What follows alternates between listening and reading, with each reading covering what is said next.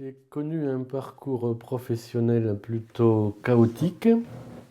Après avoir été considéré comme un agent excellent par toute ma hiérarchie durant une vingtaine d'années, je suis brusquement devenu un paria et des séquelles de l'affaire France Prune après une première vérification qui avait eu lieu en 1998 et 99, sur laquelle le député Cahuzac était intervenu pour faire annuler les redressements de façon illégale d'ailleurs.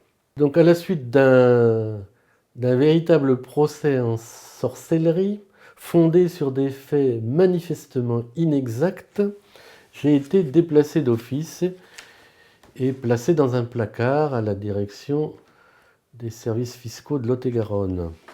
Au fond de ce placard, n'ayant rien à faire, je me suis consacré à la rédaction de notes que j'ai adressées à ma hiérarchie pour dénoncer de multiples dysfonctionnements.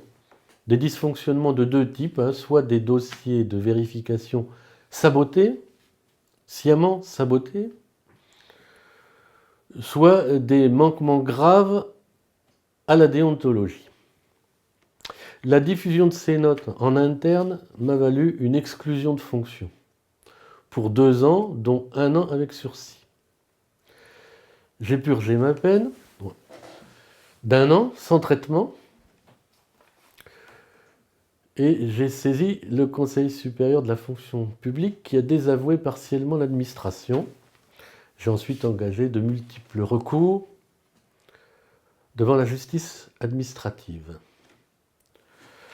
Une vingtaine de recours, j'ai gagné 12 fois et j'ai obtenu l'annulation de toutes les sanctions administratives. Parce qu'à la suite du déplacement d'office, à la suite de l'exclusion, j'ai eu d'autres sanctions, un nouveau déplacement d'office, un avertissement disciplinaire, des mauvaises notes, un refus de promotion en fin de carrière. Bref, j'ai obtenu l'annulation de toutes les sanctions.